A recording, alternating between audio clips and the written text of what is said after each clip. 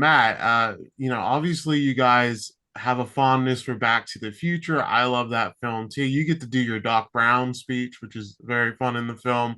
The Thank you. time machine looks just like it. It's incredible.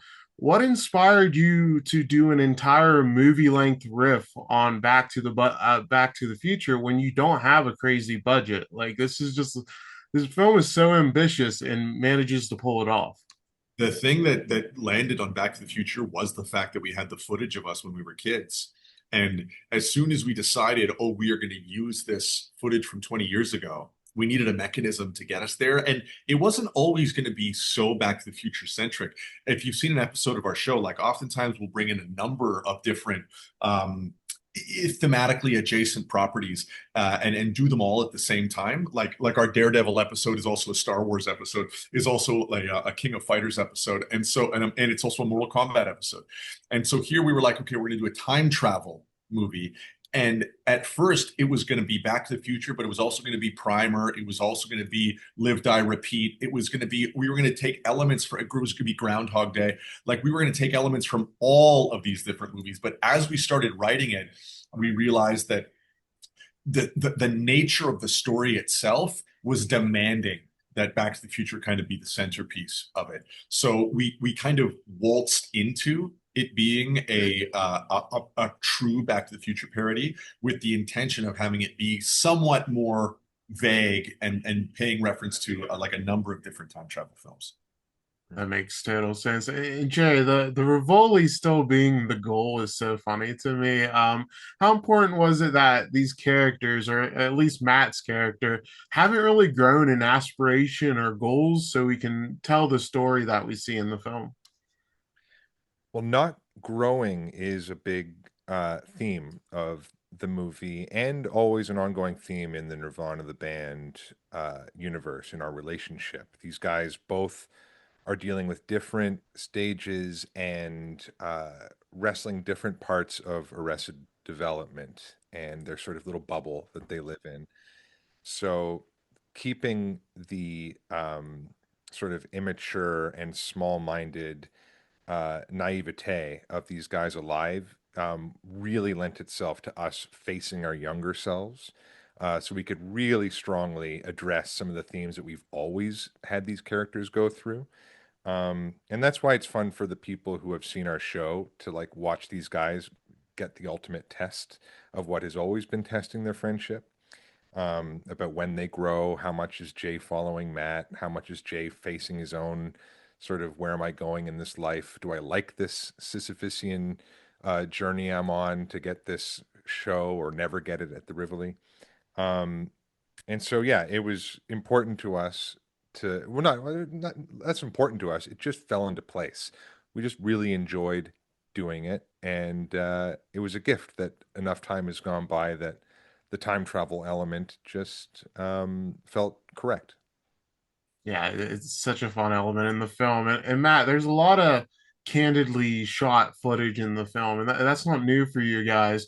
But were there any specific challenges of shooting in Toronto, especially because you're more well known now, and it's just at a greater scale. Was there any unexpected challenges doing that? I'll say to your second point of us being possibly well known, no, I don't remember a single time when somebody noticed us from the TV show and then that causing us a problem. But it's because specifically we shot in like the most touristic areas in the city. We shot like at the base of the CN Tower, at the Sky Dome, on Queen Street on weekends. Like we were shooting in places where it's mostly tourists or people who are coming from out of town, and that was a bit by design. But in terms of how challenging that was, I mean, some of that is the most difficult shooting I'll probably ever do in my life. Like there were things we were trying to make happen that you like when we're walking with that wheelbarrow with the cable going up to the CN Tower, like getting some of those shots and doing it the way that we did it was nearly impossible.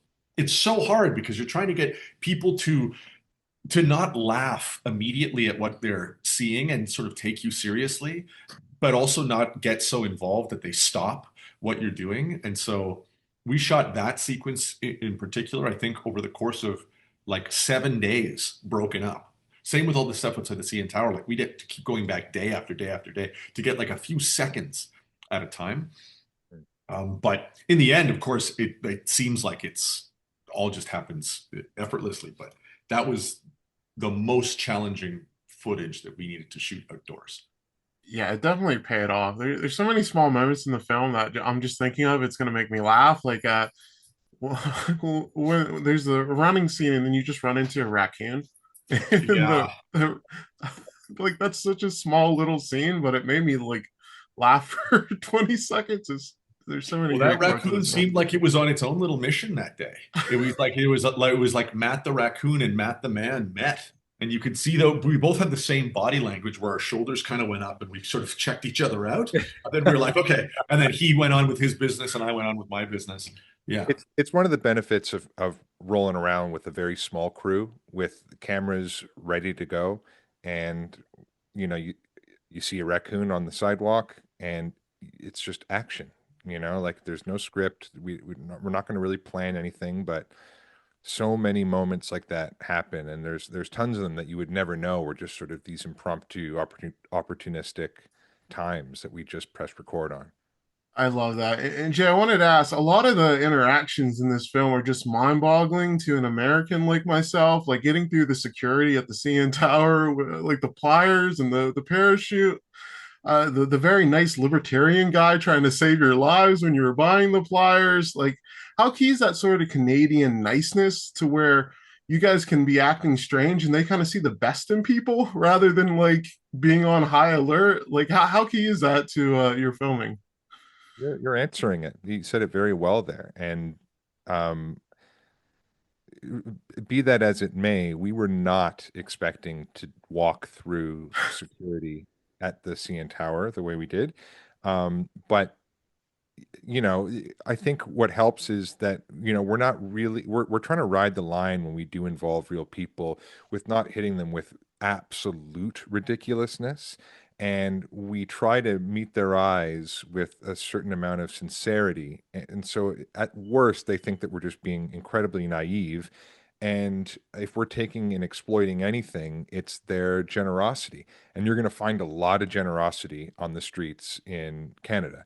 And so that's what makes it so fun to us, is because you see these vulnerable moments that seem very private, but it's just exposing how willing people are to just work with us. What are these? Just some pliers you want to take in?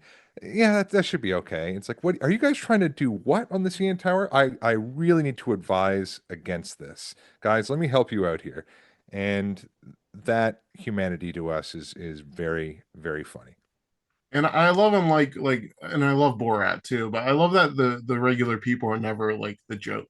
Like they're always a good painted in a good light. I think that makes this so unique in specific within like the candid genre. So I really like that element as well. And Mike, I wanted to ask about when we do the time travel, go back to 2008, we see Bill Cosby, Subway Jared, P. Diddy, the movie Hancock. Like we see all the real horrors of 2008 very quickly once you go back. How is it deciding what like 2008 pop culture to kind of lampoon? We tried to just do everything. I don't think we really made any choices. It was sort of the things that came to mind, and then the editors, Kurt and Bobby, adding things as they went. Subway Jared was something that we weren't even talking about, and then they found a moment to put it in the edit. So really, because when we're shooting, we never know what's going to make it or not. Like because we shoot so much, we basically threw everything at the wall, and it was gratifying to see that they were able to use as much as they did. Yeah, the scene right after that with the hangover is one of the funniest sequences I've ever seen in a film. So congrats on that. That was just Thank you. fantastic.